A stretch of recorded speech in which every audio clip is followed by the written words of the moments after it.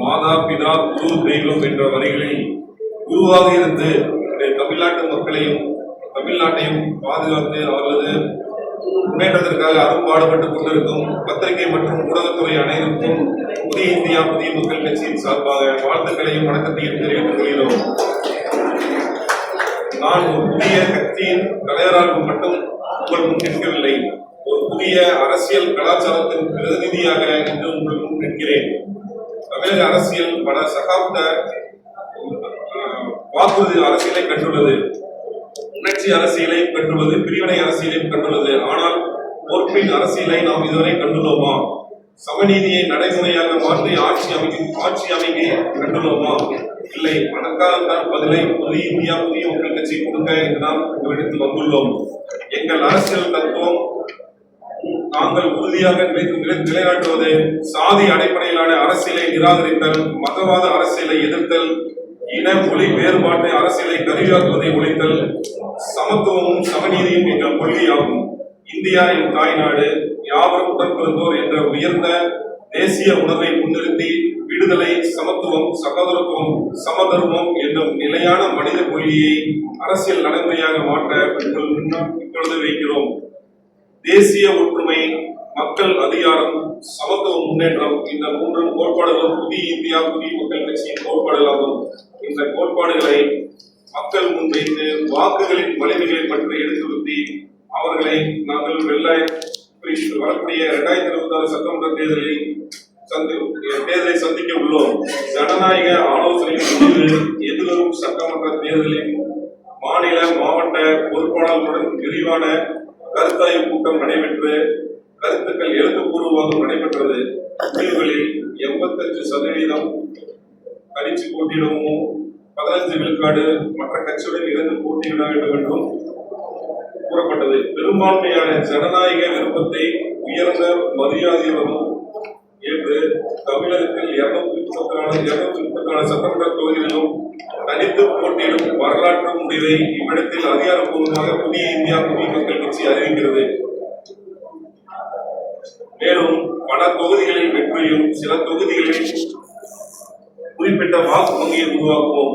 தமிழகத்தில் அரசியல் சக்தியாக நிலைநிறுத்துவோம். எங்கள் தேர்தல் பயணம் தமிழக அரசு வரலாற்றில் புதிய அலைகளை எழுப்பும் என்பதை இட நம்பிக்கையுடன் உங்களிடத்தில் உறுதியளிக்கின்றேன். இது தன்னம்பிக்கை, இது துணிவு, இது மக்கள் மீது உள்ள நம்பிக்கை. இது ஒரு தேர்தல் முடிவு மட்டுமல்ல, இது ஒரு மாற்றத்தின் தொடக்கம், இது ஒரு தலைமுறையின் எழுச்சி. எங்கள் இயக்கம் உறுதியாக நிலைநிறுத்துவது அடிப்படை பங்குகளான சாதி அடிப்படையிலான அரசியலை முற்றிலும் நிராகரித்தல், மதவாத பிரிவினைவாத அரசியலை எதிர்த்தல், மொழி வேறுபாடின்றி அரசு ஆயுதமாகும் மனப்போக்கை ஒழித்தல், சமத்துவம் சமதர்மம் ஆகியவற்றை அரசின் மைய கொள்கையாக கொண்டு இந்த தேர்தலை சந்திக்க தயாராக இருக்கின்றோம். எங்கள் அரசியல் அதிகாரம் அல்ல, பொறுப்பு. அதிகாரம் என்பது பதவி அல்ல, அதிகாரம் பொறுப்பு. மேலும்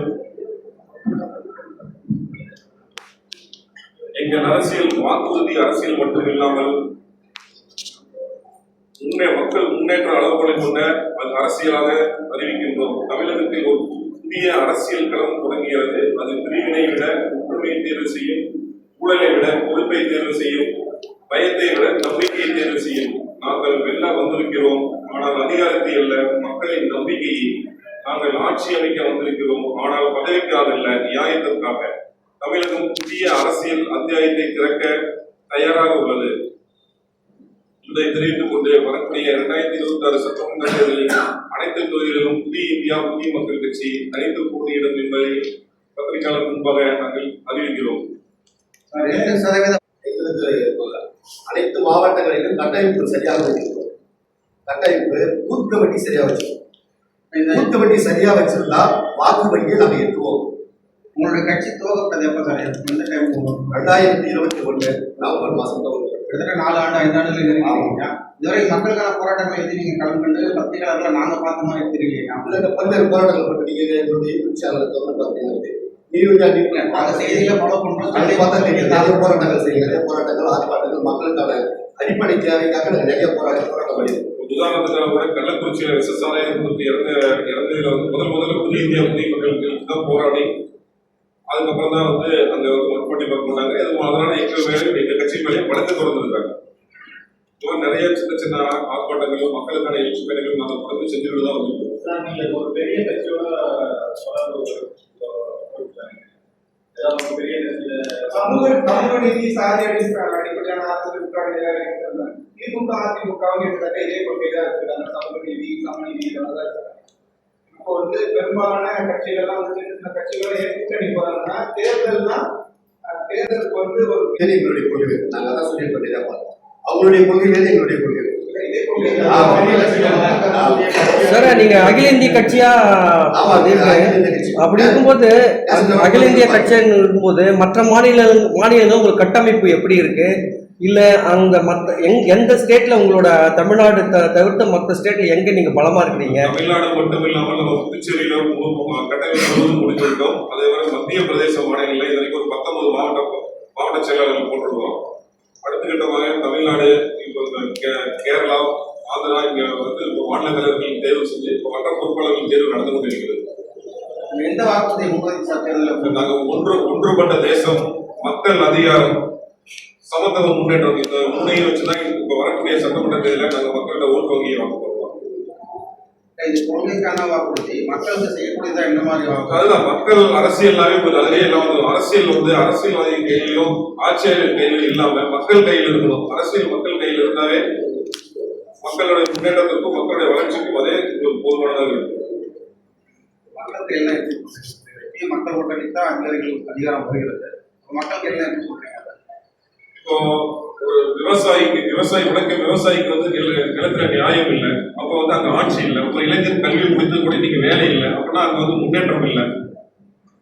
ஒரு பெண் பாதுகாப்பு இல்லை அப்படின்னா அங்க வளர்ச்சி இல்லை. இது எல்லாமே நாங்க அங்க உருவாக்கி கொடுக்க போறோம். எங்களுக்கு அதான் சமத்துவம் முன்னேற்றம் சொல்லி நம்ம கொடுத்துருக்கோம். விவசாயிகளுக்கு என்ன பண்ணுறது? விவசாயிகள் என்ன விவசாயிகளுக்கு என்ன என்ன பண்ண போறீங்க? பெண்களுக்கு என்ன பாதுகாப்பு என்ன பாதுகாப்பு அப்படி விளக்கமா சொல்லுங்க. மக்கள்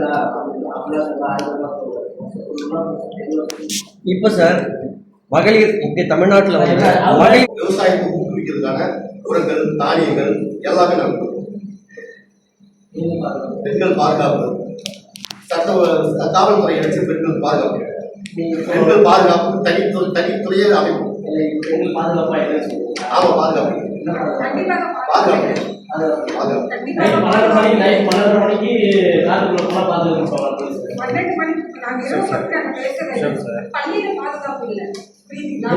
எந்த பள்ளியில பாதுகாப்பு இல்லை? பள்ளியோட கட்டமைப்புல பள்ளியில எவ்வளவு பாதுகாப்பா இருக்காங்க? அரசு பள்ளியில எந்த பள்ளியில பாதுகாப்பு இல்லைன்னு சொல்றாங்க? எந்த பள்ளியில பாதுகாப்பு இல்லை? ஒரு சில மாணவர்கள் குறிப்பா சொல்லுங்க. தமிழ்நாட்டுல பள்ளி கல்வித்துறை தேர்தல் எலெக்ஷன் தேர்தல் சின்னத்துக்கு அப்ளை பண்ணியிருக்கோம். கூடியவர்கள் சின்னம் கொடுத்துருவாங்க. சின்னம் கொடுத்தோம்னா வேட்பாளர்களும் எங்களுடைய நாட்டின் மக்களுடைய வளர்ச்சிக்கும் நாட்டின் வளர்ச்சிக்கும் உண்டான தேர்தல் அறிக்கையோட உங்களுக்கு நாம பத்திரிகைகளை சொல்லி நடத்துவோம். வேட்பாளர் எதன் அடிப்படையாக தேர்ந்தெடுப்பீங்க? கல்வி தகுதியா இல்ல மக்களுக்கு அவங்களுக்கு இருக்கக்கூடிய இணக்கமான சூழலா? எதன் அடிப்படையில் இதோட வேட்பாளர்கள் எல்லாமே சமூக ஆர்வலர்கள், சமூக மீது பற்றுள்ளவர்கள் தான் வேட்பாளர்கள். பொது தொகுதியிலும் தனி தொகுதி வேட்பாளர்கள் பொது தொகுதியில் இருக்கும். அதான் எங்களுடைய புதிய சட்டம். பொது தொகுதியில தனி தொகுதியில் இருக்கிற வேட்பாளர்கள் பொது தொகுதியில் இருக்கும். அனைவருக்கும் சம வாய்ப்பு. சார், இப்போ இருக்கிற அரசியல் எப்படி பாக்குறீங்க? இப்போ இருக்கிற ஆட்சி எப்படி பாக்குறீங்க? நீங்க என்ன மாற்றம் கொண்டு வர போறீங்க அதை சொல்லுங்க. இப்போ இருக்கிற ஆட்சி எப்படி நடக்கும்? நீங்க என்ன சேஞ்சஸ் கொண்டு போறீங்க, மக்கள் கிட்ட என்ன கருத்து கொண்டு போய் ஓட்டு கேட்க போறீங்க? இந்திய நாடு கட்சியாளர்கள் சரியில்லை, அதனாலதான் நாங்க கட்சி ஆரம்பிக்க வேண்டிய சூழல் வந்திருக்கு. உங்களை நம்பி பேச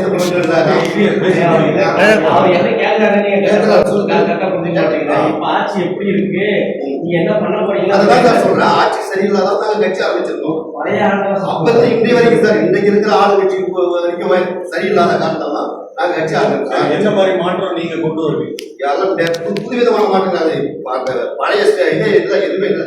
குறிப்பிட்டு ஒரு ரெண்டு எல்லாம் புதுசு புதுசா ரெண்டு point சொல்லுங்க. இந்த இதே இல்ல இதை செய்வோம் அப்படின்ற அது மாதிரி தேர்தல் அறிக்கையில நாங்க கொடுத்துருக்கோம் சார். தேர்தல் அறிக்கையில நாங்க தேர்தல் அறிக்கை வரும்போது நீங்க ஏதாவது பிரஸ் மீட்டிங் வந்து ஏதாவது சொல்லுங்க, 2-3 அறிக்கை சொல்லுங்க, இந்த அறிக்கை நாங்க செய்வோம், நாங்க இது பண்ணுவோம் அப்படின்னு சொல்லுங்க. இப்ப தேர்தல் அறிக்கை இப்ப எடப்பாடி தேர்தல் போய் கொடுத்தாங்க 10,000 ரூபாய் கொடுத்தாங்க. அதுல தேர்தல் அறிக்கை கூட வச்சுக்கலாம், பிரஸ் மீட்டிங் சொல்றது சரி, ஒரு பாயிண்ட் மட்டும் சொல்லிடுறோம். ஆரம்ப கல்வி முதல் ஆராய்ச்சி கல்வி வரை அனைவருக்கும் இலவச கல்வி. மட்டத்தில் கேள்வி கொடுத்த தேவை